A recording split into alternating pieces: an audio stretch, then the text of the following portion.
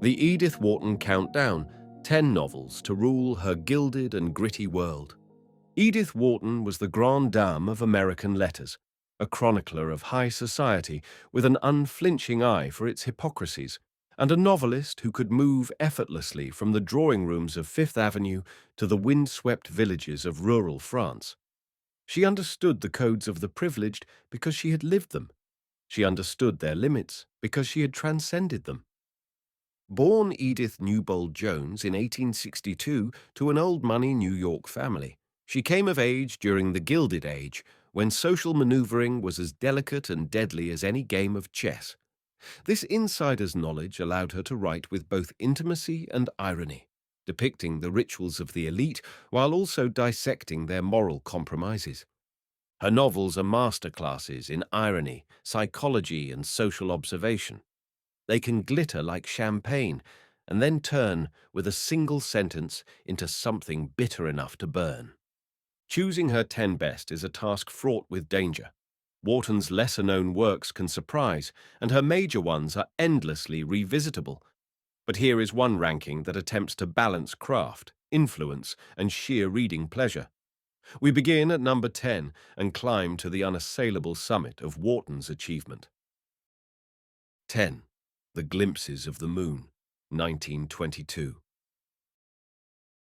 In the early 1920s, Wharton experimented with a slightly lighter, more romantic tone, and The Glimpses of the Moon is the result, a sparkling, bittersweet comedy of manners about two attractive, not quite rich young people, Susie Branch and Nick Lansing. They agree to marry for love, but with a practical arrangement. They will support themselves by living off the hospitality of wealthy friends. At first, this arrangement seems clever, even romantic.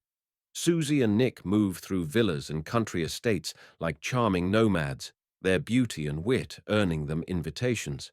But beneath the laughter and travel, Wharton lays bare the discomfort of living on borrowed generosity.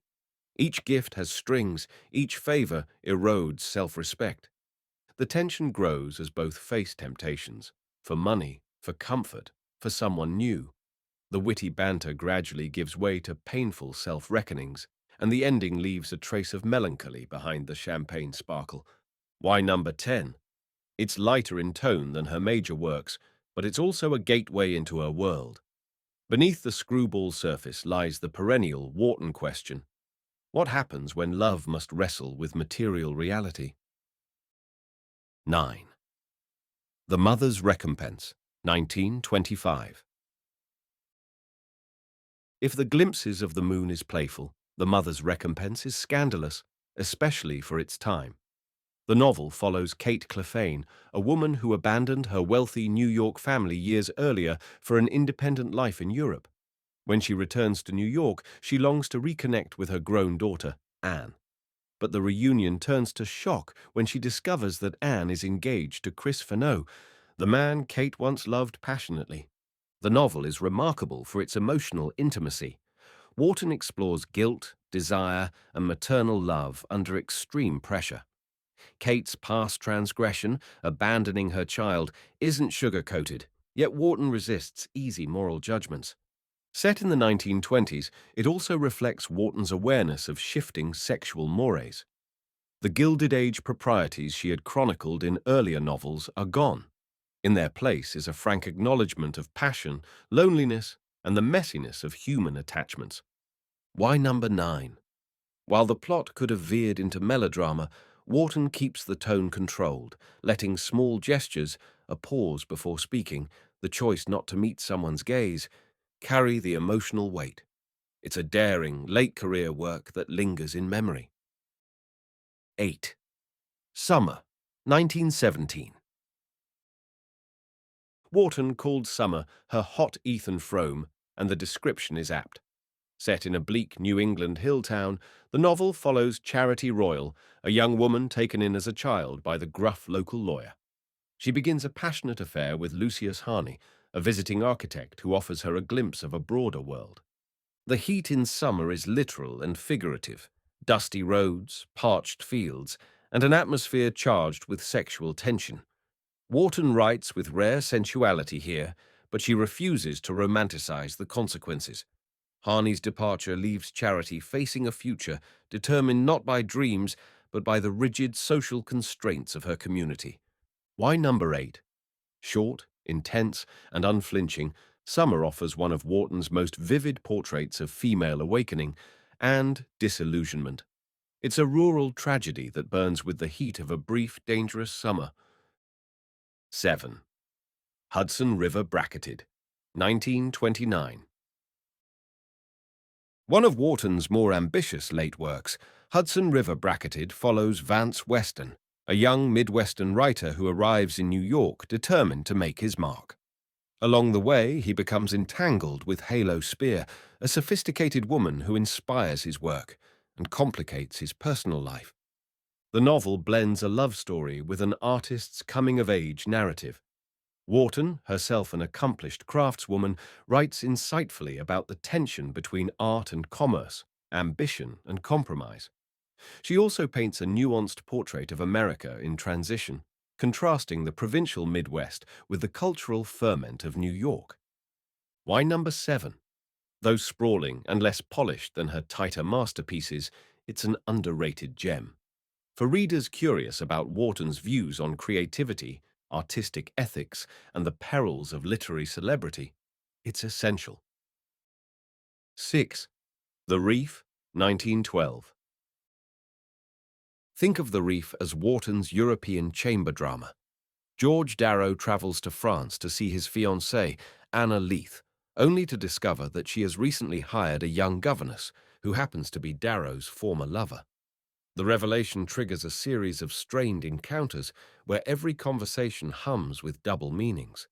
Set against grey Parisian afternoons and the muted elegance of French country estates, the novel's tone is one of refined tension. Wharton's gift for rendering emotional subtext is at its peak here. A glance across a drawing room can carry more impact than a shouting match. Why number 6? It's Wharton at her most Jamesian, combining psychological depth with formal elegance. While it lacks the social sweep of her American set novels, it's a masterclass in the anatomy of awkwardness and restrained desire. 5. Ethan Frome, 1911. Few works pack as much emotional punch into so few pages. In this New England Gothic tale, the narrator encounters Ethan Frome, a broken man living in quiet misery. Through a frame narrative, we learn his backstory, a life with his hypochondriac wife, Zena, and his doomed love for her cousin, Mattie Silver. The romance is tender, yet claustrophobic, hemmed in by poverty, duty, and the merciless winter landscape. The infamous sledding scene, intended as an escape into death, delivers one of literature's cruelest ironies when it leaves Ethan and Mattie alive, but physically ruined. Why number 5? Stark, haunting, and perfectly constructed, Ethan Frome shows Wharton's ability to compress tragedy into a form as spare as the New England setting itself. 4. The Custom of the Country, 1913. Enter Undine Spragg, beautiful, ambitious, and unapologetically self-serving. This Midwestern girl storms New York society with a single goal: to get everything she wants, no matter the cost.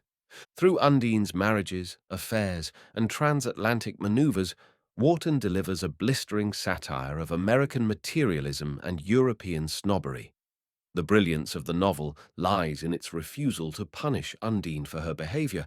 Instead, Wharton presents her as a natural product of a world that rewards cunning over conscience. Why number 4?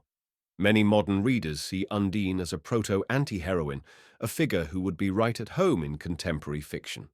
It's Wharton's sharpest social novel, merciless and exhilarating. 3.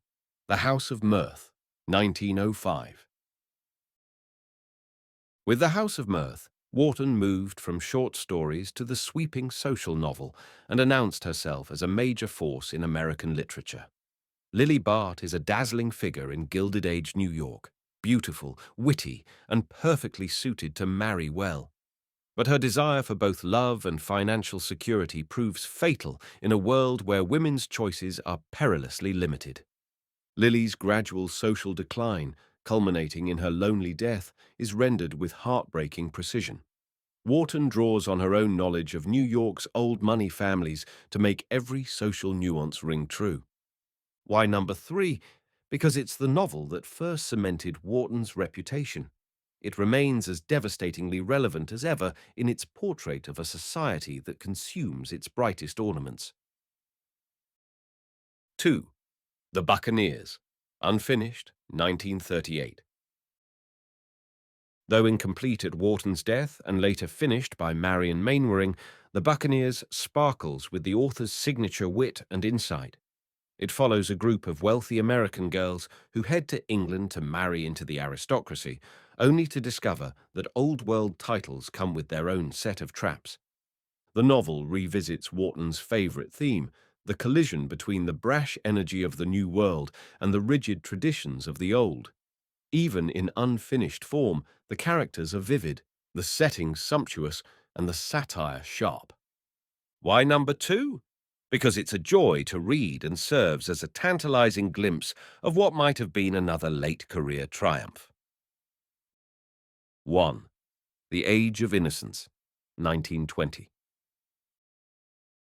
Here is Wharton at her most controlled and her most devastating. Set in 1870s New York, The Age of Innocence follows Newland Archer, a young lawyer engaged to the charming but conventional May Welland. His life tilts when he meets May's cousin, Countess Ellen Olenska, a woman separated from her European husband and refreshingly indifferent to New York's social codes.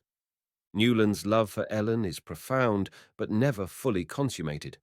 Wharton's genius lies in showing how the most passionate affairs can be lived entirely in glances, silences, and moments just beyond reach. The novel won Wharton the Pulitzer Prize, the first ever awarded to a woman, and remains her definitive statement on love, duty, and the quiet violence of social convention. Why number one? Because it captures everything Wharton did best: elegance of style, precision of social commentary, and the ability to leave readers haunted by what might have been. Final thoughts. The art of Wharton's ranking.